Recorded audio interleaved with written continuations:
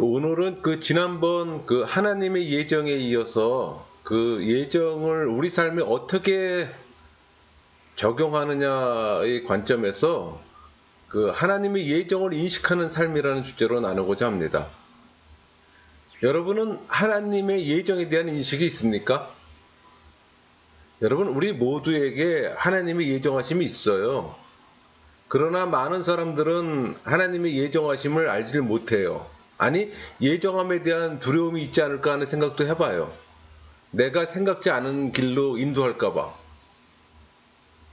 먼저 하나님 예정 교리에 다시 한번 정의하면은 하나님의 예정은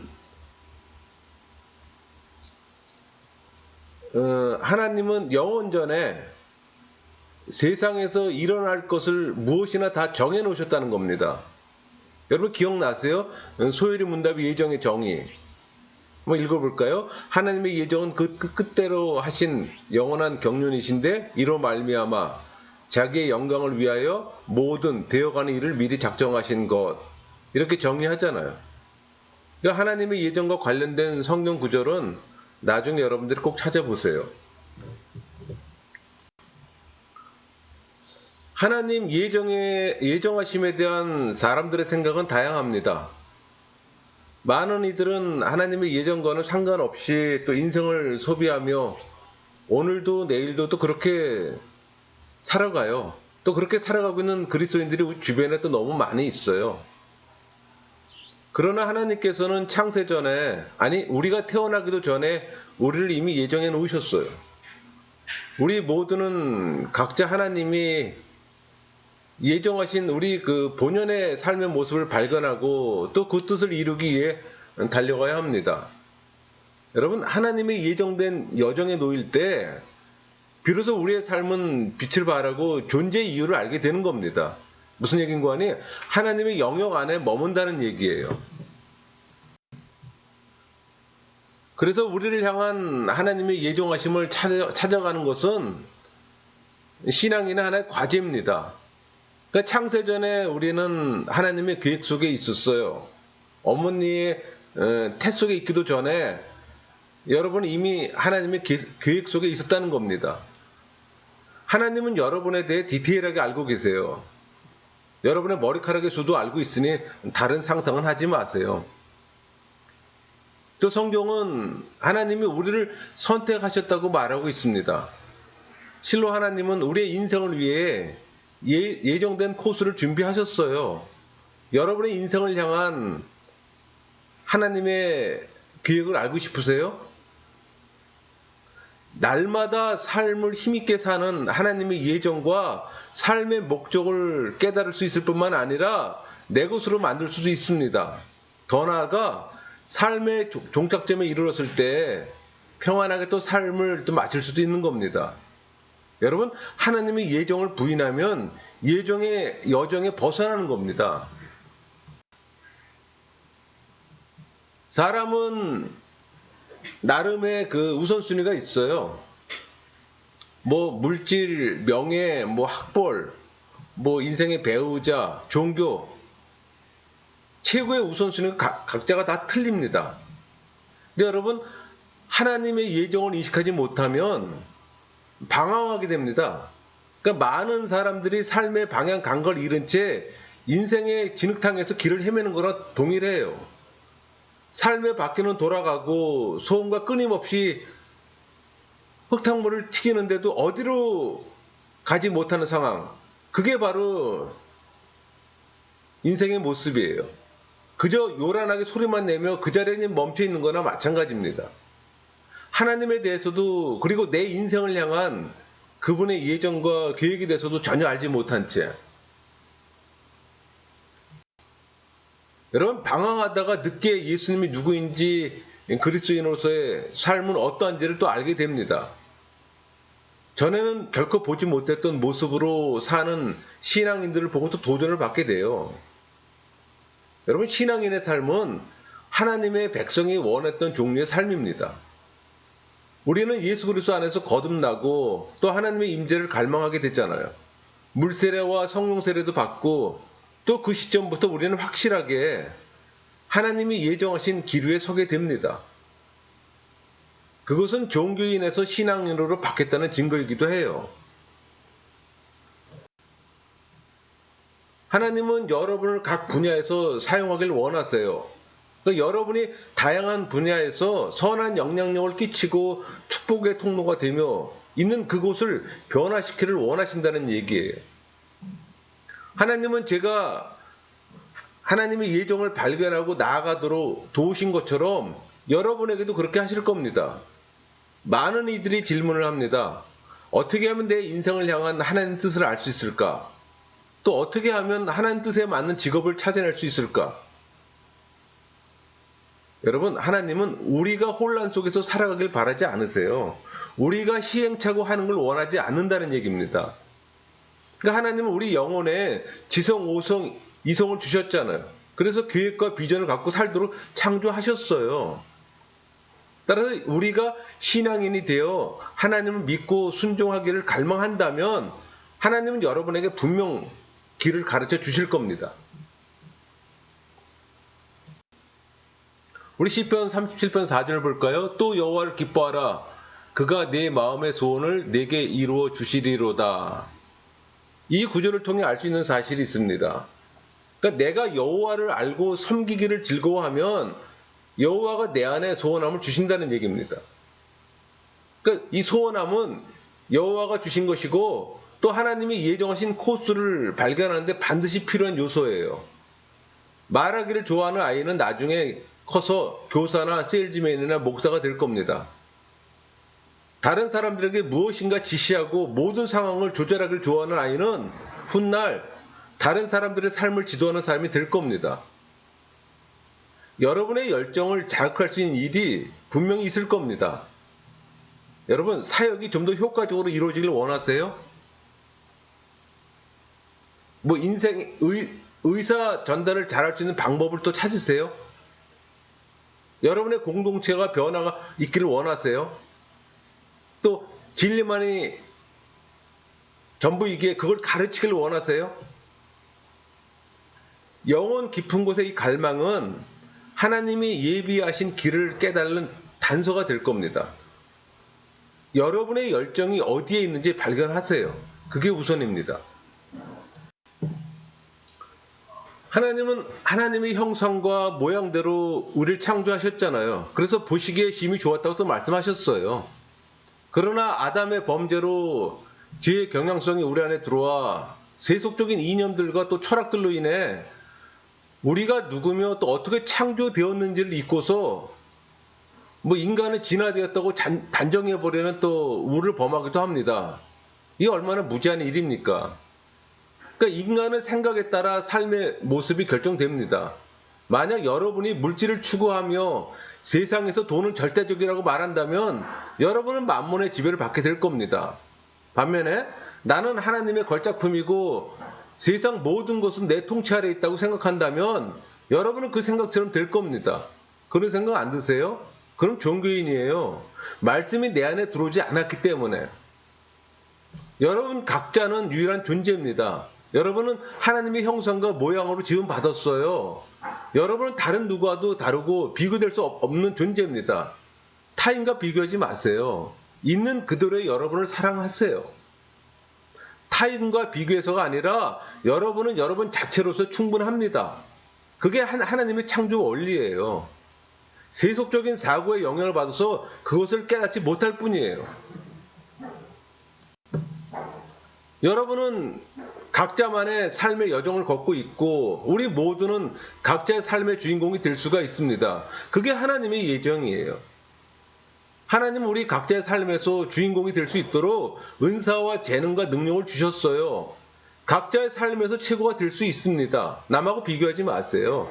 각자의 삶에서 최고가 되라고 하나님은 여러분을 그렇게 만드셨어요. 하나님이 여러분 각자에게 예정하신 길이 있는데 그것을 벗어나 다른 길로 여러분이 가려 한다면 여러분은 실패하고 시간을 낭비하다 다시 원위치로 갈 겁니다. 시행착오를 경험할 거라는 말입니다. 많은 분들이 그렇게 경험하잖아요. 저도 그 중에 한 사람이고. 우리 성경의 7번째 책인 사사기 책 있죠. 거기 보면 가난하고 나약하고 볼품 없었던 기드온 이야기가 나옵니다. 그 시대적 상황을 보면은 그 이스라엘은 미디안 족속에게 침략당하고 있었고 또 그의 삶에서 그를 향한 하나님의 예정은 기드온에게는 아무 관심이 없었어요. 기드온의 이 관심은 그저 하루하루 먹을 양식을 해결하는 것이 문제였습니다. 그게 사실은 문제가 되는 거예요. 그래서 기드온은 하루 양식을 위해 포도주 틀에서 숨어서 그 밀을 타작하고 있었잖아요. 그때 천사가 나타나서 그에게 뭐라고 말했습니까? 우리 사사기 6장 12절 보세요. 여호와의 사자가 기드온에게 나타나 이르되 큰 용사여 여호와께서 너와 함께 계시도다. 그래서 참고로 여기서 여호와의 사자는 계시전의 성자 하나님을 이야기합니다. 구약에서 말씀하시는 여호와의 사자는 성자 하나님으로 보면 됩니다. 다시 말씀으로 돌아갈게요. 여기 큰 용사여 여호와께서 너와 함께 계시도다. 이 말씀은 조금은 황당한 얘기입니다. 기드온은 하루 양식을 위해서 그냥 숨어서 타작하고 있었던 사람이에요. 그런 자에게 용사래요. 현실성이 없어 보이잖아요. 그런데 여러분, 그게 우리의 모습일지도 몰라요. 우리는 단지 삶의 현장에서 돈을 벌기에 바쁘잖아요. 그러나 하나님은 우리에게 말씀하세요. 나는 네 삶을 위해 더 좋은 것을 준비하고 있다. 너는 일어서서 나가야 해. 내가 너를 위해 예정한 그 길로 가야 해. 너를 향한 예정을 인식해야 돼. 이렇게 말씀하시는 거예요. 너의 힘으로 이스라엘의 미디안 손에서 구원하라. 이 성자 하나님이 이렇게 말씀하셨을 때 기드온은 뭐라고 얘기합니까? 오 주여, 나의 집은 므낫세 중에 극히 약하고 나는 내 아버지 집에서 가장 작은 자인이다. 이렇게 대답했잖아요. 그러니까 이스라엘 지파 중에서도 가장 약한 므낫세 지파였습니다. 또 그들은 요단 동편에서 머물러 있었어요. 그렇지만 여호와는 기드온에게 말합니다. 내가 미디안 사람 치기를 한 사람을 치듯 하리라. 이 과정을 통해 기드온의 사고체계는 바뀐 겁니다. 그리고 말씀에 순종하고 군대를 집결해서 또 미디안을 물리쳤어요. 여러분, 보잘것없던 기드온이 사사로 지도자로 사용되었습니다. 이것을 단지 성경의 이야기로 치부할까요? 아니요. 하나님이 기드온 인생에 예정하신 것을 온전히 성취한 겁니다. 그의 시작은 큰 용사요 라고 들었을 때부터 시작되는 겁니다. 여러분의 이미지를 바꿔보세요. 또한 자신을 바라보는 눈을 바꾸세요. 그리고 여러분에게 하시는 성령의 내적 음성에 귀를 기울이세요. 큰 용사요. 여러분은 하나님의 계획과 예정을 성취할 사람입니다. 하나님이 여러분에게 무엇을 하라고 말씀하셨다면 그것을 믿고 나아가세요. 그때 하나님의 예정을 인식하는 겁니다. 하나님은 여러분의 미래를 위해서 계획을 갖고 계십니다. 그 계획이 크든 작든 여러분은 그걸 믿으세요. 그것은 사실입니다. 그러니까 하나님이 창세전에 여러분을 예정했다면 분명히 계획이 있을 겁니다. 여러분이 인식하지 못하고 관심이 없어서 알지 못할 뿐이에요. 하나님의 계획은 여러분을 세우고 또 앞으로 나아가게 할 겁니다. 사도 바울을 한번 생각해 보세요. 사람들이 그를 막으려고 했어요. 바울을 때리고 조롱했지만 그는 하나님이 예정하신 그의 길로 끊임없이 나아갔습니다. 많은 교인들이 좋아하지 않는 일을 하면서 봉급으로 그럭저럭 살아갑니다. 자기를 제한하는 사고방식으로 행복하지 않아요. 그리고는 이렇게 생각합니다. 지금 나는 만족해. 나보다 못한 사람도 많은데 이렇게 살도록 허락하신 주님을 찬양해. 여러분, 모든 상황에서 만족하는 것은 좋은 일입니다. 그러나 현재의 상황에만 안주하려 하는 것은 또 다른 문제예요. 기회를 놓치지 마세요. 베드로처럼 세속에 매이지 말고 하나님이 있는 곳으로 걸어가세요. 여러분, 사도 베드로가 물 위에 걸을 때 두려울 수도 있고 실제 빠질 수도 있었습니다. 그러나 발을 내딛는 순간 최소한 여러분은 그 물 위에 서 있는 거예요. 최소한 여러분은 배에 타고 있는 사람보다는 훨씬 더 예수님께 가까이 가 있다는 겁니다. 실패하면 어떡합니까? 네, 실패할 수 있어요. 그것도 우리 인생의 한 부분입니다. 또 실패는 성장의 한 부분이기도 하잖아요. 그렇지만 실패는 오래가지 않아요. 만약 여러분이 쓰러진 자리에서 그대로 머물러 있지만 않는다면 말이에요. 승리하기 위해 실패한다는 말도 있잖아요. 세속의 실패가 하나님 계획의 일부라면 감당해야죠. 우리 시편 23편 5절 보세요. 주께서 내 원수의 목전에서 내게 상을 차려주시고 기름을 내 머리에 부으셨으니 내 잔이 넘치나이다. 하나님이 여러분을 위해 상을 베푸신 곳이 원수들의 목전입니다. 그런 날이 여러분에게 다가올 겁니다. 모든 것이 여러분에게 불리하게 느껴지도록 그 상황이 만들어져 있다 하더라도, 또 두렵게 느껴진다 하더라도, 삶의 현장에서 세속적인 정욕의 도전을 물리칠 때 하나님은 바로 그때 여러분을 위해 상을 차려주실 겁니다. 하나님의 예정이 막연하게 느껴지나요? 여러분이 인식만 한다면 하나님은 여러분에게 여러 가지 놀라운 능력을 주실 겁니다. 여러분이 기드온처럼 연약하다는 것도 능력 없다는 것도 알고 계시기에 여러분에게 은사와 다양한 능력을 필요할 때마다 주시는 겁니다. 비전은 여러분의 미래와 갈 길의 이미지입니다. 그러니까 비전은 여러분이 어디로 가며 무엇을 해야 하는지에 대한 이미지를 보여주는 거예요. 그러니까 우리가 그 사진을 찍을 때 초점이 맞지 않으면 그 형체가 흐려서 식별하기 어렵잖아요. 그러니까 많은 사람들이 자기의 미래를 정확함 없이 흐리게 보고 있어요. 결국 인생을 목적 없이 방황하며 그저 행운이 오기나 바라고 일상을 보낸다는 얘기입니다. 그 미래의 비전으로서 무엇을 할 것인가 정해졌다면 그것을 행하세요. 혹시 바뀔까봐 두려워하지 마세요. 그것은 충분히 바뀔 수도 있습니다. 중요한 것은 하나님의 존재를 체감하며 예정을 인식하며 살아가야 한다는 겁니다. 세속적인 삶에 안주하지 말라는 얘기예요. 많은 사람들은 신앙의 삶에서 자신을 교육과 훈련에 시간을 사용하지 않는데 그것은 신앙의 삶의 목표가 없거나 하나님의 예정하심에 대해 무관심한 데서 비롯됩니다. 여러분, 사람은 목표가 생기면 변합니다. 삶의 목적이 생기면 변해요.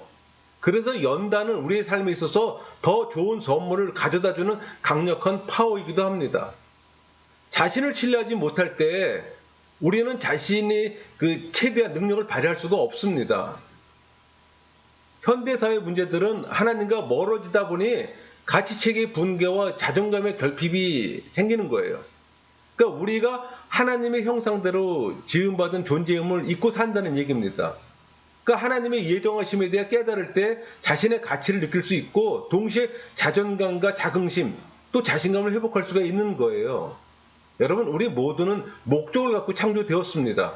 하나님은 여러분을 위해 예정을 갖고 계시며 또 그 예정의 성취를 위해 필요한 모든 것을 이미 준비하셨어요. 과거에 지난 모든 실패와 상처들이 여러분을 좌절시키지 못하도록 하세요. 여러분 스스로가 그런 노력이 필요합니다. 믿음과 용기는 하나님이 예정하신 길을 가려는 사람들의 마음을 강하게 합니다. 여러분은 자신을 향한 하나님의 예정을 아는 것으로 인해 들떠 있을지도 몰라요. 하지만 그 길을 가는 여정이 가볍지는 않아요. 신앙인의 삶은 영적 경험으로 놀라운 삶이 있지만 그것이 결코 쉬운 삶은 결코 아닙니다. 그러나 자신의 삶을 향한 하나님의 예정하심과 계획을 깨닫게 되면 믿음과 용기는 자라날 겁니다. 여러분을 향한 하나님의 약속을 믿고 순종하는 삶을 살 때 그 삶은 온전한 신앙의 삶이 되는 겁니다. 우리가 하나님의 예정 안에서 성령과 함께 한다면 우리의 필요를 또 채워주시는 것을 경험하게 될 겁니다.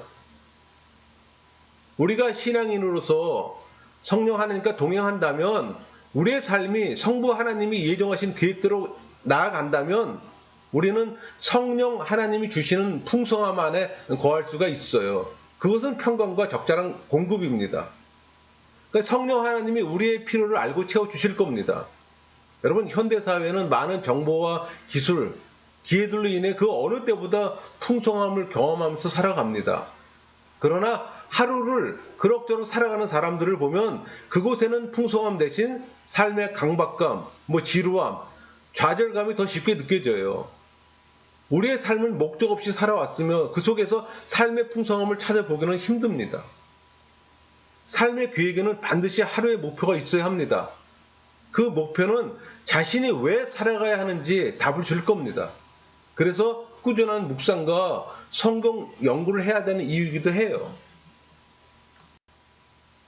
우리 사도행전 15장에서 바나바와 바울이 2차 전도 여행을 계획하잖아요. 그때 바나바는 마가라는 사람을 데리고 가기를 원했는데 바울은 반대했잖아요. 바울은 요한에게 선교에 대한 소명의식이 부족하고 용기가 없음을 우리 사도행전 13장 13절에서 그 사건을 통해서 이미 경험했어요. 그래서 그 일로 인해 마가로 인해서 두 사람은 다투게 되고 결국 전도팀은 둘로 갈라지잖아요. 그래서 바울은 신라와 함께 2차 전도여행을 떠나고 바나바는 마가와 함께 구브로로 갔습니다. 이 시점부터 바나바에 대해서는 더 이상 성경에서는 언급하지 않아요. 반면에 바울은 신라와 많은 교회를 시작했고 또 더 효과적인 사역을 해나갔지만 바나바는 더 이상 언급되지 않음을 우리는 볼 수가 있어요. 그럼 바나바에게 있어서 바울과 깨어짐은 바나바를 하나님의 예정의 길에서 벗어나는 결과를 초래한 겁니다. 그러니까 바나바의 사도적 이 사역은 바울과 연계되어 있었고 그가 바울을 떠났을 때 그의 사역도 끝이 나는 겁니다. 그 후에 사도 바울은 신약 성경의 3분의 1을 기록했잖아요.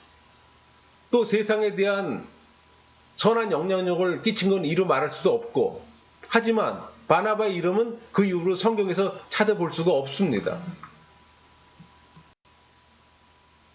이 사도행전 15장의 기록은 예정하심을 온전히 이루도록 필요한 사람들과 새로운 사람을 붙이시는 하나님의 섭리를 볼 수가 있습니다. 여러분은 여러분의 삶 속에서 하나님의 예정을 깨닫도록 하세요. 여러분이 하나님의 예정 안에 있게 되면 필요한 사람들을 끌어들이는 힘이 여러분에게 생기게 됩니다. 하나님의 부르심은 후회함이 없다고 말하잖아요. 여러분의 일을 돕기 위해 동역자를 붙여주십니다. 그게 하나님의 섭리 안에 있는 원리예요. 하나님의 예정 안에 제공되는 능력을 나눴다면 이제 반대로 그 하나님의 예정을 역행하는 부정적인 요소를 한번 나눠볼게요. 여러분, 죄는 우리 영혼 안에 내주하는 경향성이잖아요. 제가 여러 번 얘기했던 겁니다. 그 죄는 두려움, 혼란, 이 거짓된 생각을 생성해요. 그러니까 하나님이 예정하심에 순종하려면 우리를 쓰러지게 하고 혼란과 좌절감을 심어주며 또 하나님의 예정에서 멀어지도록 하는 모든 잘못된 생각을 걷어내야 합니다. 그러니까 하나님의 예정의 결과는 짧은 시간 안에 이루어지는 게 아니잖아요. 인생 전반에 걸쳐 이루어집니다. 그래서 죄와의 싸움은 오랜 시간이 필요합니다. 이 소원함은 굉장한 잠재력이 있어요. 그러니까 소원함이 하나님을 향할 때 우리를 하나님의 예정의 삶을 이끌어 줍니다.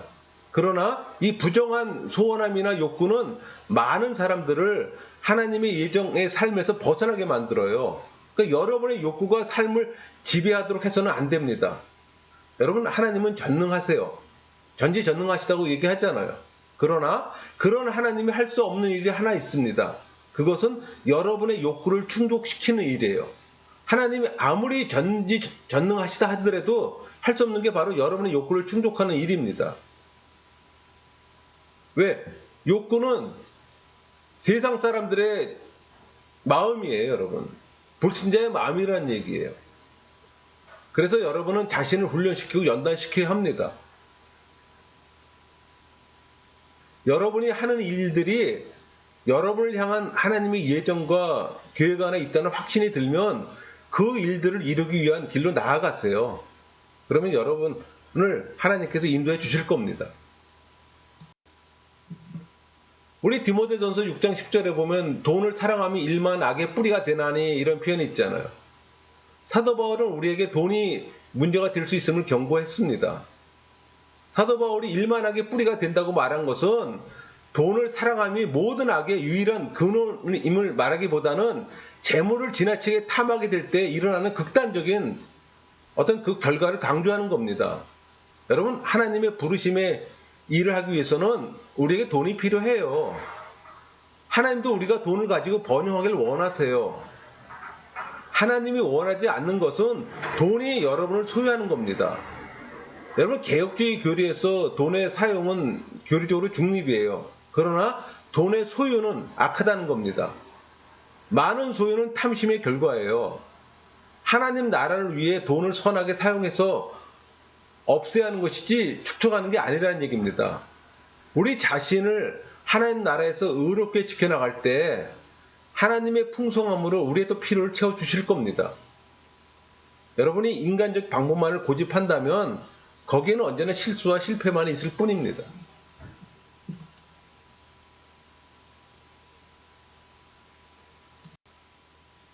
여러분, 인생을 살면서 부정적 압박감은 우리가 또 어떤 문제에 대해 두려움과 근심, 또 각종 염려를 고민할 때가 있어요. 뭐 재정적인 문제, 인간관계의 문제에 대해 지나치게 몰입해 염려할 때 우리의 문제들은 커져만 갑니다. 이 부정적인 압박감의 이 피해는 여러분을 하나님의 말씀과 단절시킨다는 겁니다. 여러분, 그 말씀과 단절이 되면은 두려움과 염려에 짓눌려서 하나님 말씀이 공급해주는 그 힘과 응답을 받지 못하게 됩니다. 하나님 말씀과 단절되면 예정은 공허한 메아리일 뿐이에요. 아무 의미가 없어요. 그래서 하나님과의 친밀한 관계는 절대적입니다. 그 원리를 아는 사람은 어떤 상황이 와도 말씀을 읽고 묵상을 하면서 문제 해결의 지혜를 얻어요. 우리 잠언 16장 18절 볼까요? 교만은 패망의 선봉이요 거만한 마음은 넘어짐의 앞잡이니라. 인간의 자아는 어찌 보면 우습습니다. 그것은 우리 자신을 실제 우리보다 더 크거나 더 왜소하게 만들어요. 인간의 자아는 힘이 있어서 우리 자신을 전쟁터에 나가도록 움직이기도 합니다. 반면에 이것은 아주 연약해서 때때로 주위 사람들에게 영향받아 무참히 짓밟히기도 해요. 그래서 여러분의 자아나 자존심이 어떤 방법으로든 여러분의 결정과 행동을 지배하게 해서는 안 됩니다. 교만의 감정을 깨닫고 자기 중심적인 동기를 미리 알아서 그것을 중단하는 법을 배울 필요가 있어요. 여러분, 자아나 자존심이 여러분을 컨트롤하지 못하게 하세요. 여러분이 컨트롤해야 합니다. 여러분이 하나님의 예정의 삶을 사는데 방해하는 두려움이 있어요. 변화에 대한 두려움일 겁니다. 보통 사람들은 변화하는 것을 원치 않아요. 또 하나는 실패에 대한 두려움일 겁니다. 이 두려움은 많은 사람들을 마비시켜요. 그러니까 실패에 대한 두려움은 사람들로 하여금 필요 이상으로 소심하게 만든다는 얘기예요.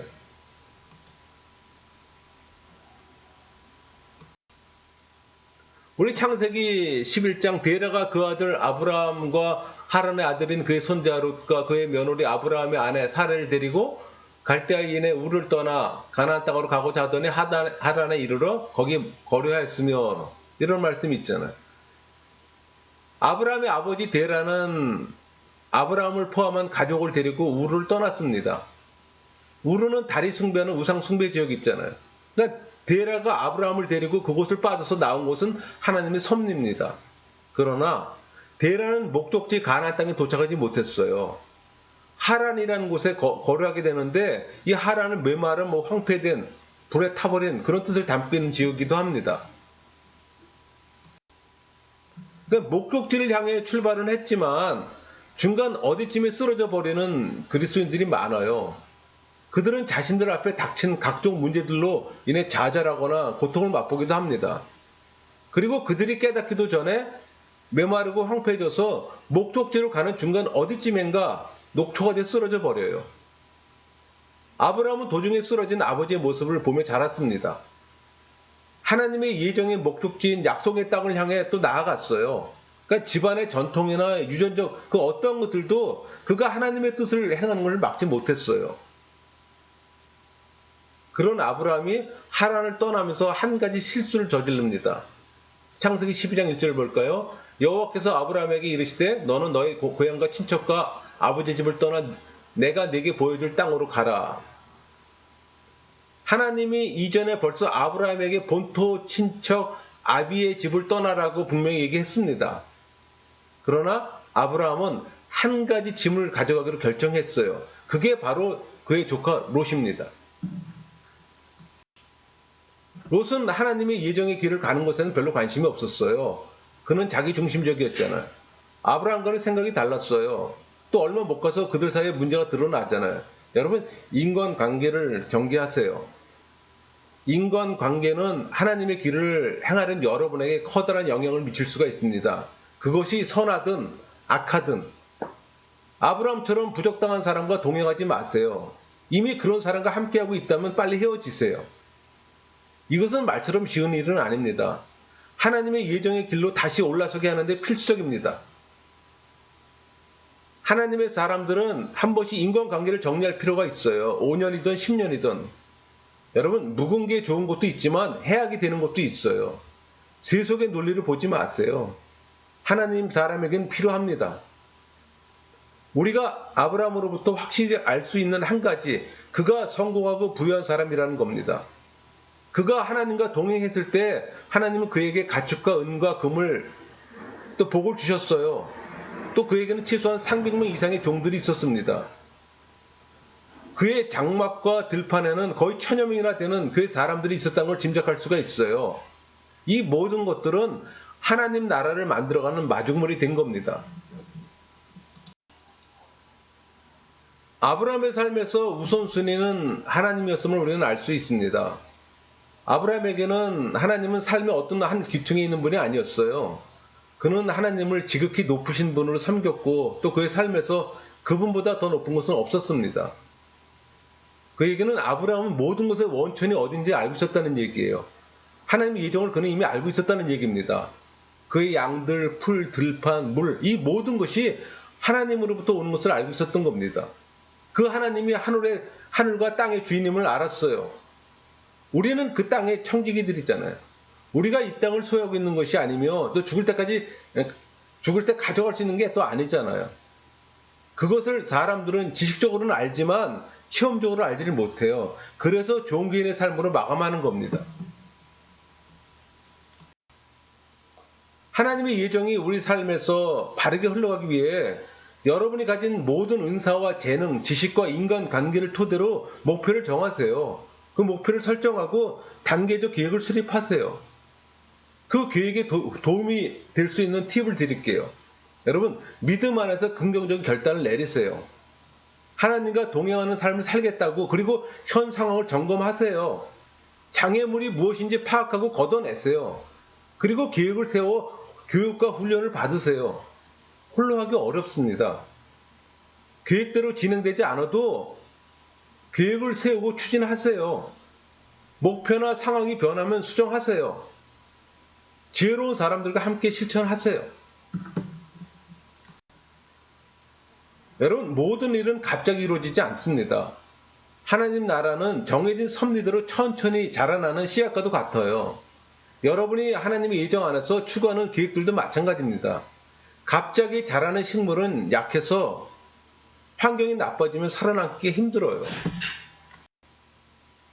하나님의 예정은 여러분의 삶을 통해 서서히 자라고 확장될 겁니다. 우리 마가복음 4장 28절을 볼까요? 땅이 스스로 열매를 맺되 처음에는 싹이요 다음엔 이삭이요 그 다음엔 이삭의 충실한 곡식이라. 하나님과 동행하며 자신을 헌신할 때 여러분을 향한 하나님의 예정은 더 정확하게 여러분에게 보여질 겁니다. 또 여러분들이 파악할 수가 있습니다. 여러분의 시간과 인생의 영적 안테나를 하나님께 맞출 때 하나님의 예정하심은 밝히 드러나 여러분의 인생을 통해 온전한 성취를 가져다 줄 겁니다. 그것은 내 방식이 아닌 하나님의 섭리의 방식으로 이루어집니다. 그걸 경험하시면서 사시기를 소망합니다. 그렇게 사셔야죠. 마치겠습니다.